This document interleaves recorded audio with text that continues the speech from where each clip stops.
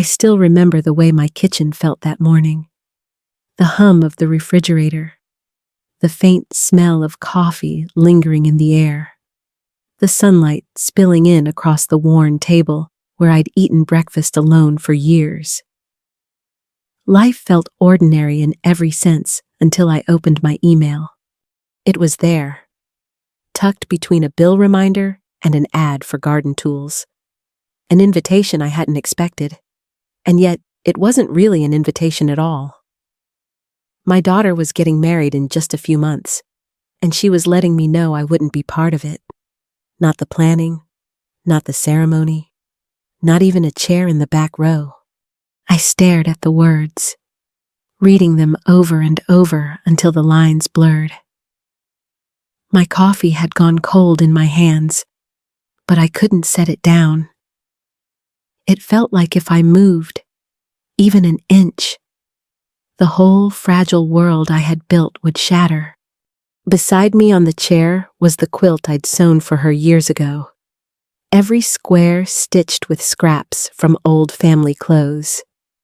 The faded denim from her father's jacket, the floral print from her childhood dress, a piece of my wedding gown tucked quietly in the corner.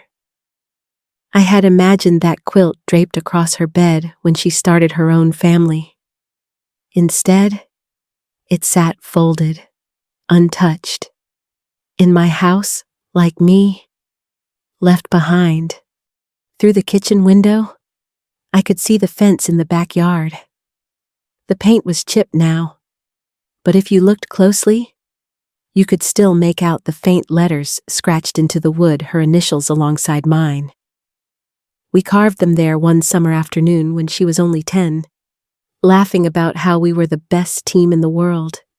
And yet, here I was, learning from a screen that I wasn't even welcome on the day she promised forever to someone else. The ache was sharp, but underneath it, I felt something heavier. Not just shock, not just grief, but recognition. Because deep down, I knew this didn't happen overnight. I had been fading from her world for a long time. One missed call and one unanswered message at a time. And that was the moment it hit me. This wasn't the beginning of the story. It was just the part where I could no longer deny the truth. When I look back now, I can see the signs as clearly as cracks in a mirror. They were there all along, small hairline fractures in the bond between mother and daughter. But at the time, I smoothed over every fissure, convincing myself that life was simply changing, that it was only natural for a daughter to pull away as she built her own life. It started with the calls. My phone used to light up every evening with her voice on the other end, telling me about her day at work, the latest recipe she'd tried, or how the kids were doing. Slowly, those calls dwindled. At first, it was just less often every other night. Then, once a week, eventually, weeks stretched into months. And when I finally did hear from her, it wasn't her voice at all. It was her husband's. He would relay updates like a business memo, the kids' school schedules, the doctor's appointments, even how she was too busy to pick up the phone. Each time, it felt less like family and more like I was reading a newsletter about lives I no longer belonged to. The invitations began to dry up too. There was a time when I was at the center of every birthday party, every holiday dinner. My kitchen had been the stage for Thanksgiving turkeys and Christmas cookies. My living room filled with the sound of wrapping paper tearing and children laughing. But slowly, the gatherings moved elsewhere. First, it was easier for them to host at their house. Then, it was just a small group this year. More and more often. I found myself hearing about the celebrations after they happened, piecing together the details from a stray photo on social media or a passing remark weeks later. What cut the deepest wasn't what was said, but what wasn't. My daughter never told me directly that I wasn't needed. Instead, it came in small, cutting phrases wrapped in politeness. A reminder that I might get tired around the children. A suggestion that I should take time for myself instead of helping with the kids. Each word sounded harmless on its own, but together, they formed a wall, one that gently but firmly pushed me further away. And yet, I ignored it. I told myself she was busy. I told myself all families change. I told myself the ache in my chest every time I saw a missed call or an empty holiday seat was just part of aging, part of learning to let go. But standing in my kitchen the day I learned about the wedding, I couldn't ignore it anymore. The truth was sharp and undeniable. I hadn't just been forgotten. I had been slowly, deliberately faded out of her life. This time, I promised myself I would not look away from the truth. I had let it happen for years, but I would not let it go on any longer. Something inside me had shifted, and I knew I had to reclaim what was left of my dignity before it disappeared too. The days that followed were heavy. I moved through them like someone walking underwater, slow, muted, weighed down by a sadness that clung to everything. I tried to keep myself busy, cooking simple meals I barely touched, tidying the house even when it didn't need it. I took short walks around the neighborhood, nodding politely to neighbors, all while feeling like a ghost passing through my own life. There were moments when I caught myself reaching for the phone, almost dialing her number out of habit. Then I'd stop, remembering the silence that always seemed to answer on the other end. Nights were worse. I'd sit at the edge of my bed, looking at the quilt folded neatly across the chair, and wonder when exactly I had stopped being essential in her world. But grief has a strange way of reshaping itself. What begins as sorrow sometimes hardens into something steadier. One morning, as I sat at the kitchen table with a cup of untouched coffee, my eyes drifted to the drawer where I kept my important papers. My hands moved almost without thinking, pulling out the old folder that held my estate plans and financial records. For years, I had treated those papers like something to deal with later, a task for another season of life. But on that morning, they felt different. They felt like a key.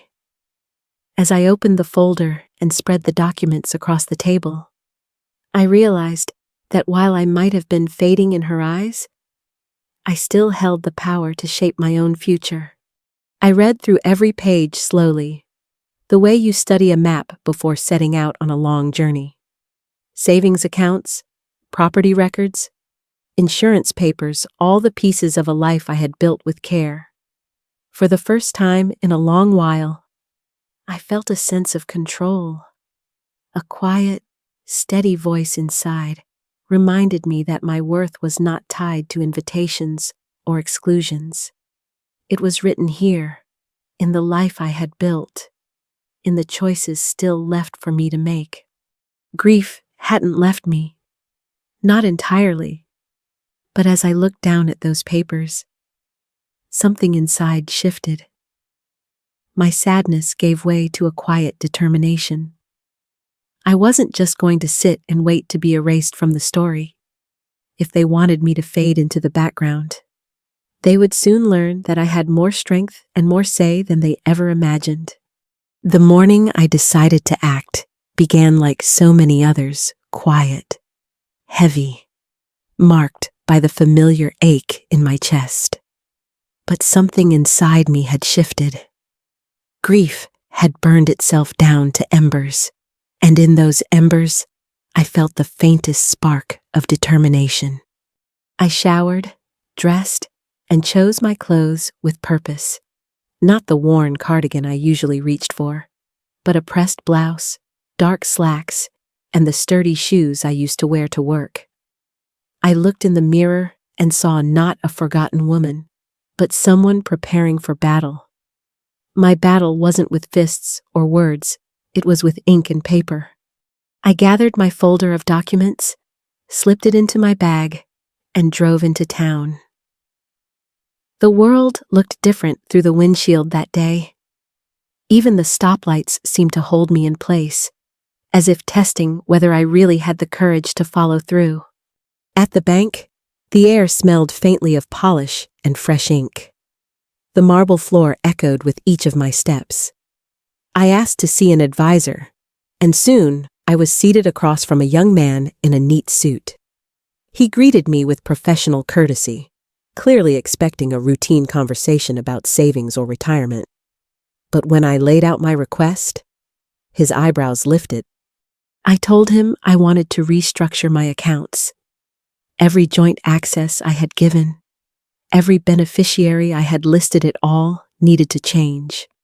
The accounts my daughter and her husband thought they could count on for their future would no longer be theirs to touch. I explained firmly, clearly, without apology. The advisor clicked through screens on his computer, printed papers for me to review, and slid them across the desk. My hands trembled as I picked up the pen, not from fear, but from the weight of the moment. Each signature I wrote was like a brick being lifted off my chest. By the time I set the pen down, I felt lighter than I had in years. But I didn't stop there. I drove straight to the attorney's office, the same woman who had helped me years earlier with my first estate plan. She welcomed me back with a knowing smile, as though she understood before I even spoke. I told her what I wanted: my will rewritten, my estate secured, my legacy shielded from those who had treated me like an afterthought. Together, we spent hours reviewing every detail. She asked me questions that forced me to think about what truly mattered. Who did I trust with decisions if I no longer could make them? What did I want my grandchildren to inherit beyond money? By the end of the meeting, my answers were clear. My daughter and her husband would not hold the keys to my future. When the final papers were placed before me, I signed with a steadiness that surprised even me. It was not anger that guided my hand. It was clarity. A clarity I wished I had found sooner. As I walked out of the attorney's office, the sun was setting low, casting the town in a golden glow.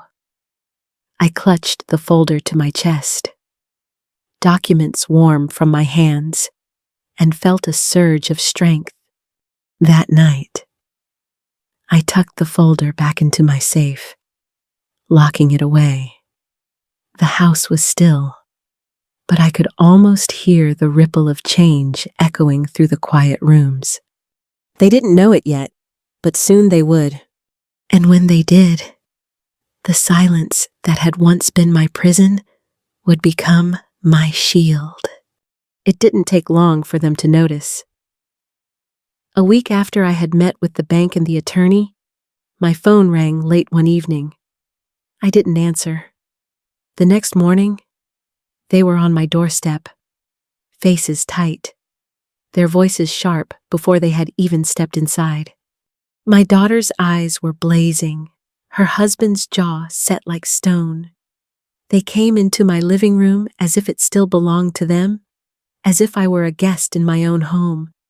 She didn't waste time with pleasantries.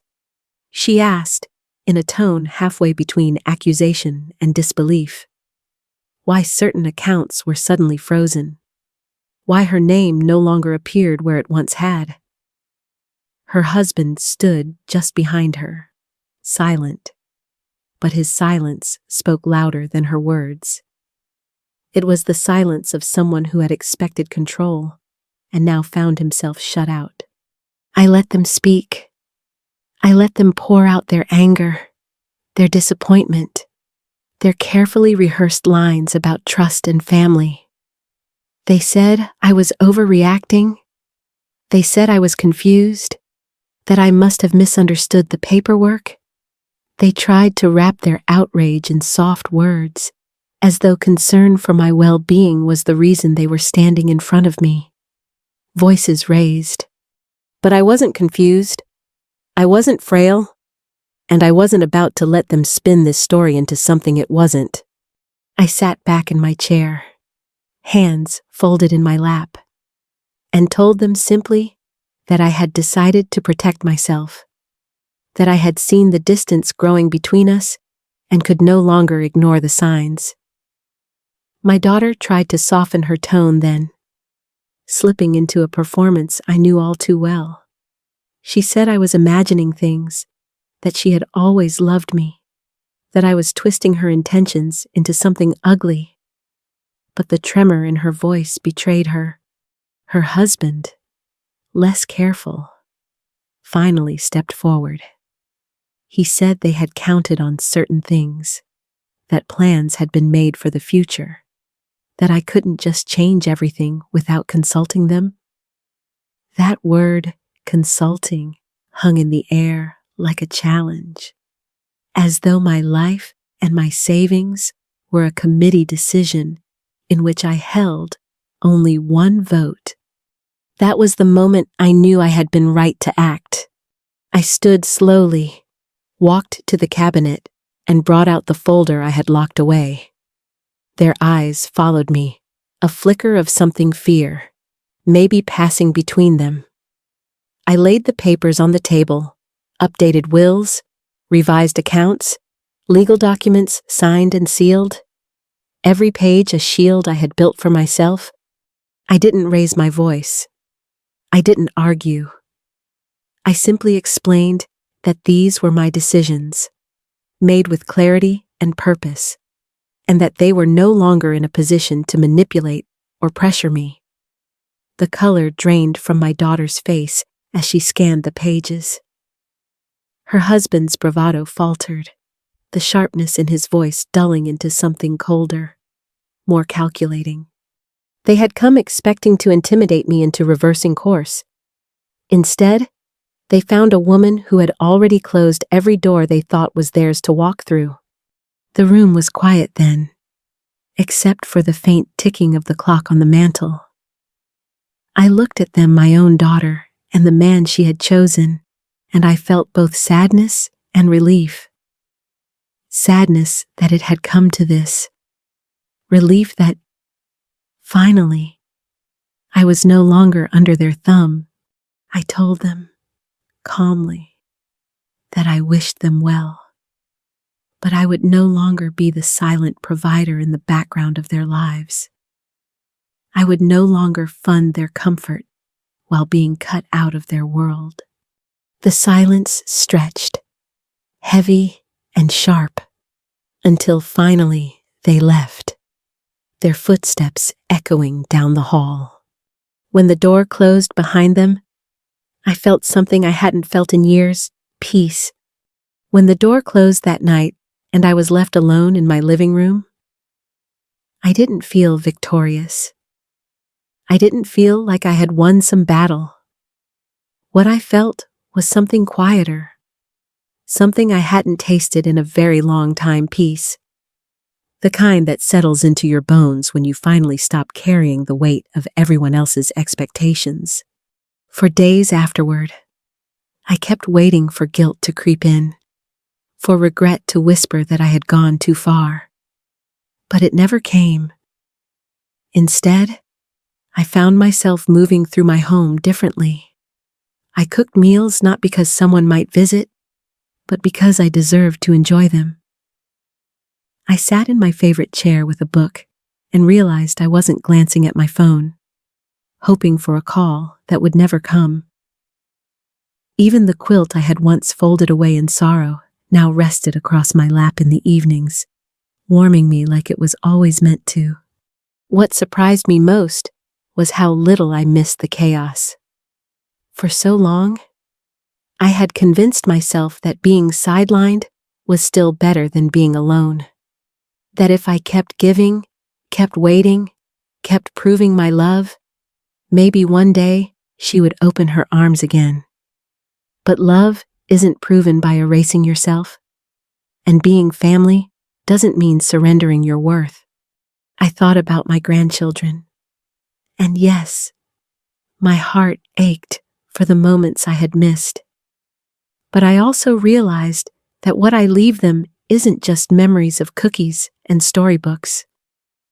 What I leave them is the example of a grandmother who stood up for herself, who showed them that silence doesn't have to be accepted, and that even when life leaves you on the margins, you still have the right to step back into the center of your own story. I learned that boundaries are not walls meant to keep people out. They are fences that keep dignity in. And sometimes, when the people you love cross those fences without care, you have to remind them that your life is not theirs to control.